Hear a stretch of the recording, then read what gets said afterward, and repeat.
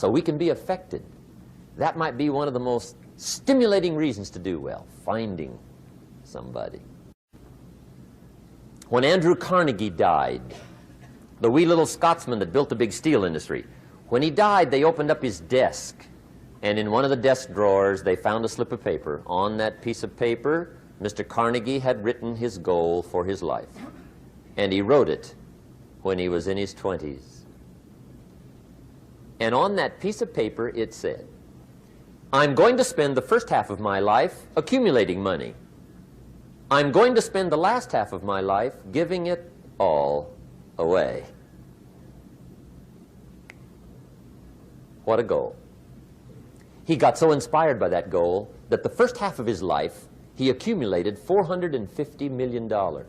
And the last half of his life, he gave it all away. Good question tonight. What's got you turned on? What's got you bombed out of sight to get up early and stay up late and hit it all day? Next question. What's got you turned off? When I found the answers to those two questions, my life exploded into change. I finally found out what had me turned off, and I got that cured. And then I got me a long enough list of reasons to turn me on. And once the lights went on for me, age 25, they've never gone out. I've fallen out of the sky a few times, but I've never lost that drive to make something unique out of my life. See, reasons altered my whole life. Now, there's another list of reasons called nitty-gritty. Hard little reasons. Sometimes those little reasons are the most powerful reasons that can change your life. Sometimes it doesn't take much. I now carry several $100s in my money clip. It's only a few $100s, but it was one of those reasons turned my life around. Just before I met Mr. Schoaf, I heard a knock at the door. I go to the door, and there's a little girl standing there about this tall selling Girl Scout cookies. And she gave me one of the finest sales presentations I've ever heard. Special deal, several flavors, this whole package of stuff, $2. And with a big smile, she very politely asked me to buy. And I wanted to. Big problem. I'm broke. I don't have $2. And to this day, I can remember the pain and the embarrassment. I'm a father, I'm a husband, I've been to college, I'm working, I'm 25, I don't have $2. And I didn't want to tell her that for some reason. So I did what I thought was next best. I lied to her. I said, hey, look, I've already bought lots of Girl Scout cookies. I've still got plenty stacked in the house, which was not true. But it seemed to get me off the hook for the moment. She said, well, gosh, that's wonderful. Thank you very much. And she went away. When she left, I closed the door, and that was the day I said to myself, I don't want to live like this anymore. I've had it with lying, and I've had it with being broke. I'm never going to let this happen to me ever again. I promised that day I would work as hard as possible and would always carry plenty. It took me a little while, but now I do. It was one of those reasons. And I guess I carry plenty for two reasons. One is the way it makes me feel, but also in case I bump into another Girl Scout selling cookies. Right? I'm ready.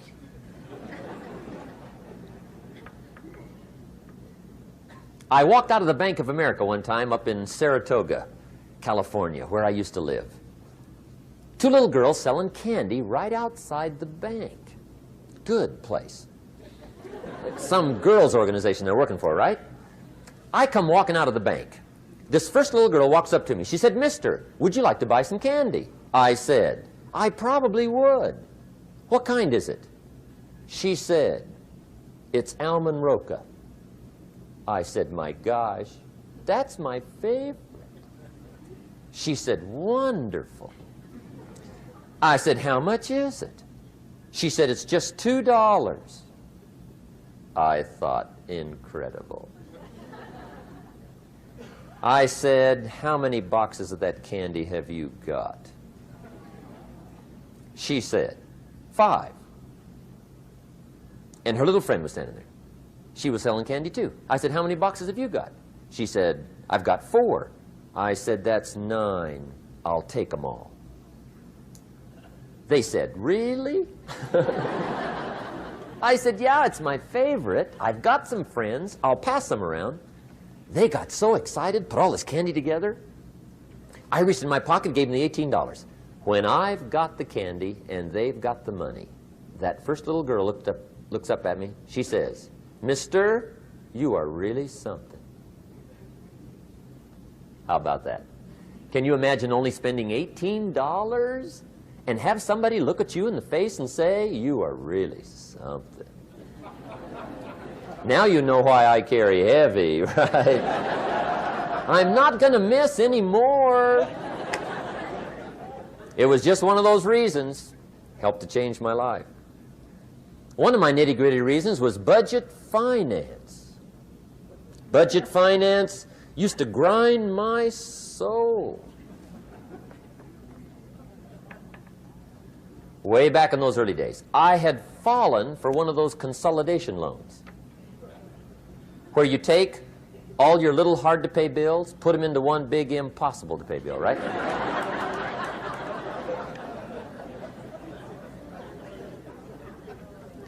I would get 4 or 5 payments behind. This one guy used to call me day and night.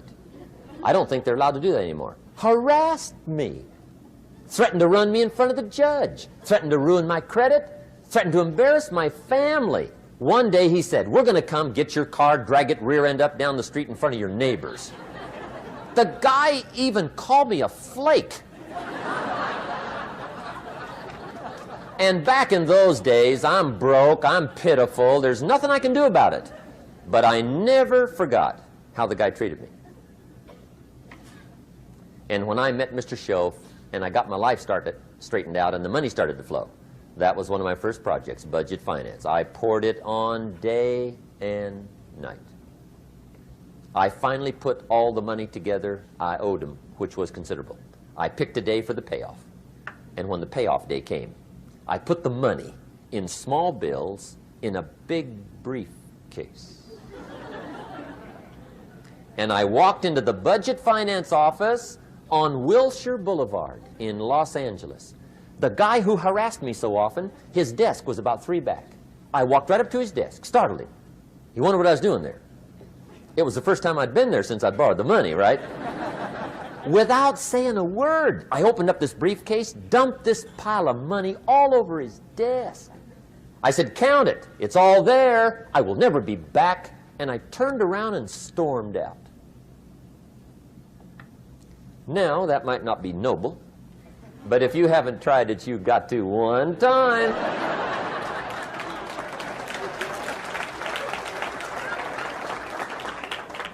It can be the day that turns your life around. All you need is a reason that turns you on.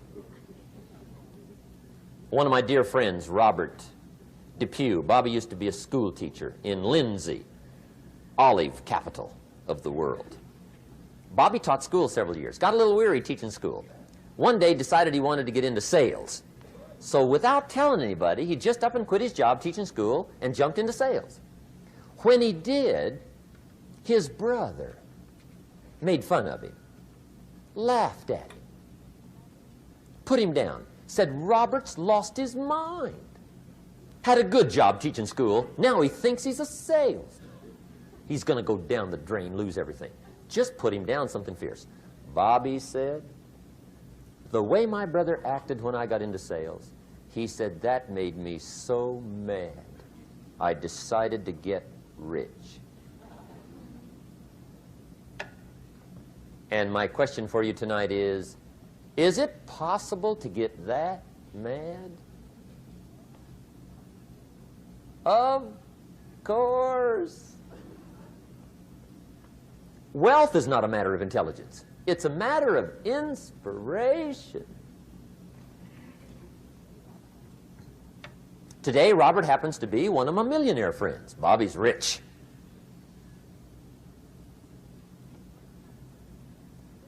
Frank Sinatra said one time, the best revenge is massive success.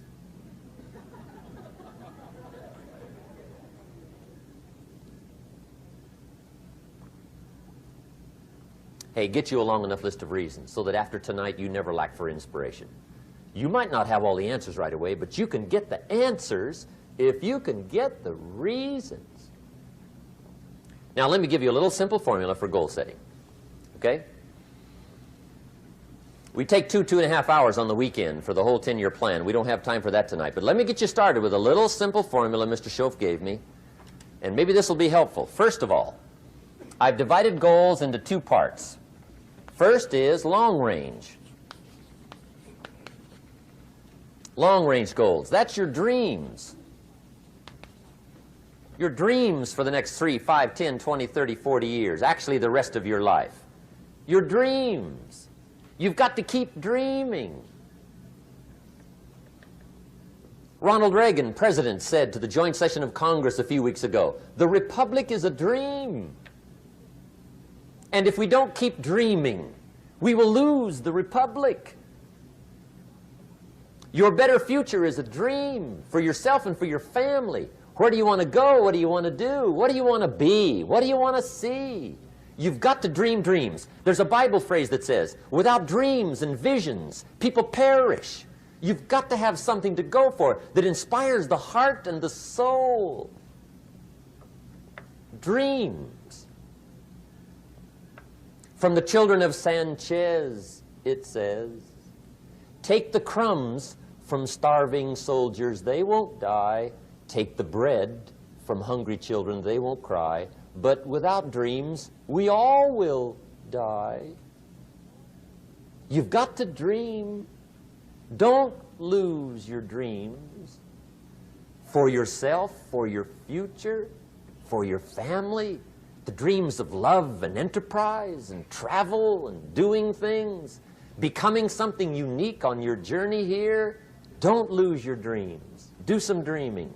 That's long-range goals. You've got to have those. So that's number 1. Here's the second part of goals, short range. Short-range goals. That's your goals for tomorrow, this week, this month, this year, the immediate future. We call these confidence builders. Because if you set up something short-range, go for it. Get it. Latch onto it. Work hard. Accomplish it. That starts building your strong feelings to go for your dreams. Now, I've divided goals into 3 categories. Here they are. Number 1 is economic. That's your goals for money, income, business, profits, production. Economics. Make sure you've got your economics well planned. Economics plays a major role in everybody's life. Economics is major, which means it ought to be meticulously well planned for tomorrow, this week, this month, this year, long range. What if you asked somebody tomorrow if you could see their meticulously well planned list of economic goals? What would they probably say? They say, you some kind of a nut? You must be weird. Hey, I found out what success is. Success is doing what the failures won't do. Make sure you've got your economics well planned. It'll put you in the top 5%. One of the key little subjects we talk about on the weekend is the 7 fundamentals for wealth and happiness. And that's one of them, well-planned economics. It's a fundamental if you want to do well. Join the top 5%. Anybody in this room can join the top 5%, if you will. Okay. Now here's the second category of goals, things. Make a list of the things you want. And on my list of things, now I put everything. Little things as well as major things. Doesn't matter how small it is, it goes on my list.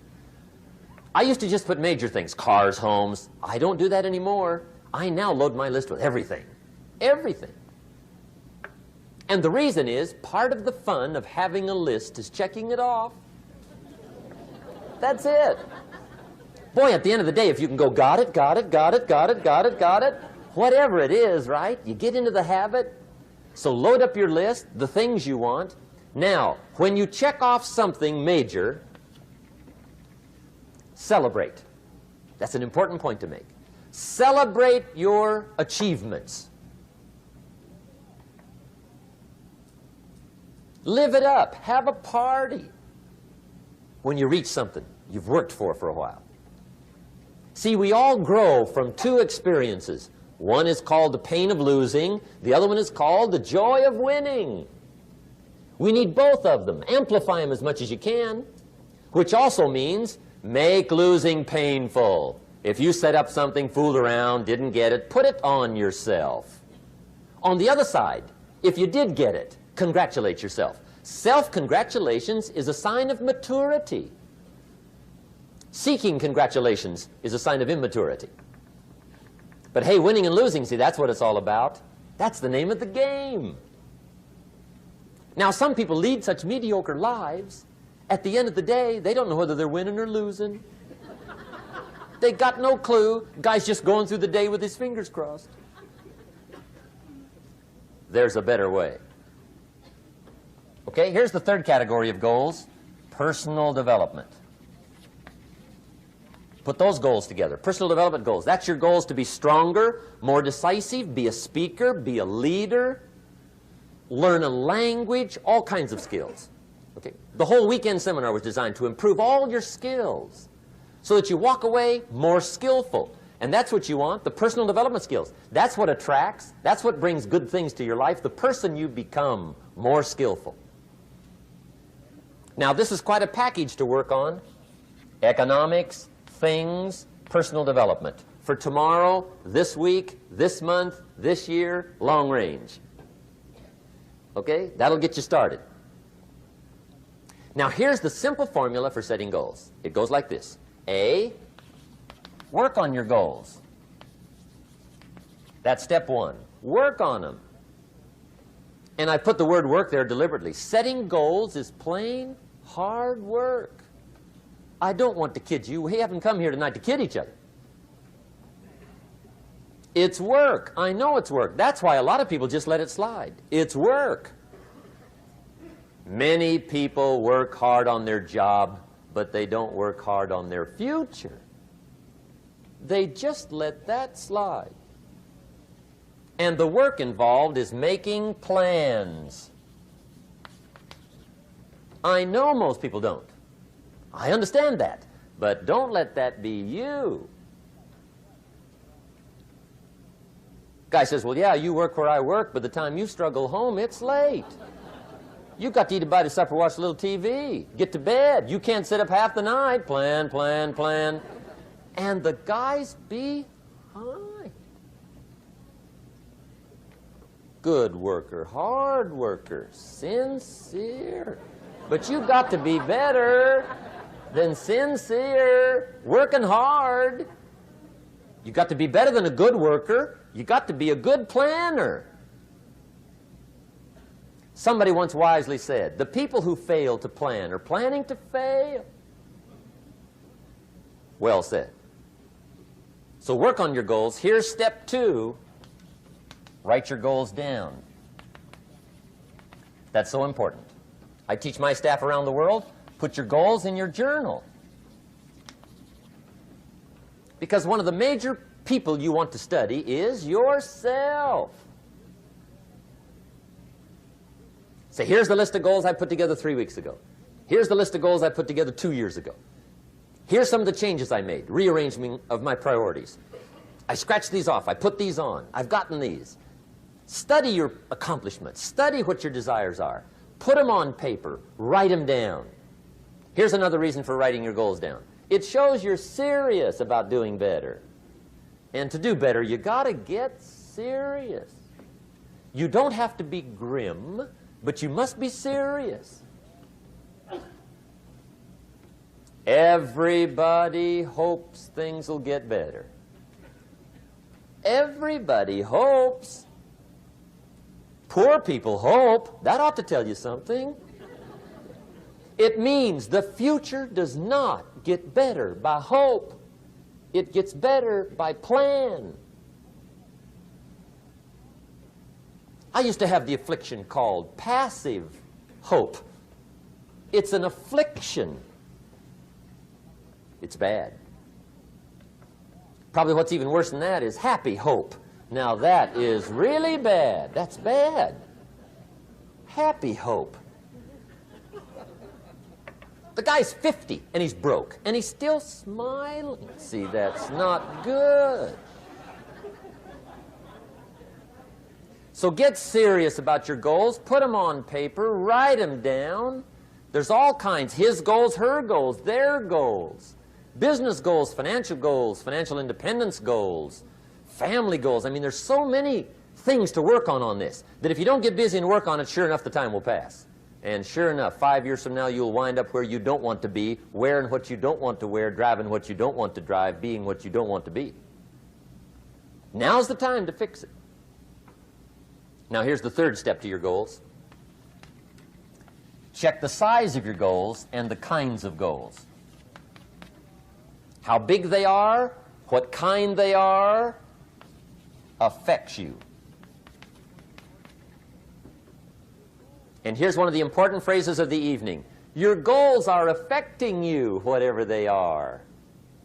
Your goals affect your handshake. Your goals affect your attitude, personality. Your goals affect the way you walk, the way you talk, the way you dress. All day long, we're being affected by our goals.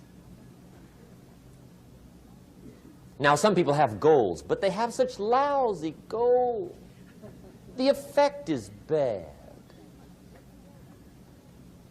I asked a guy one time, what are your goals for this month? The guy said, look, if I could just scrape up enough money to pay these lousy bills. That was his goal. I'm not saying it isn't a goal. It's a goal, but it's such a lousy goal, the effect is bad. You don't jump out of bed on Monday morning and say, oh boy, another chance to go out and scrape up the money to pay my lousy bills. See, you don't do that. Usually you say, oh, not another Monday.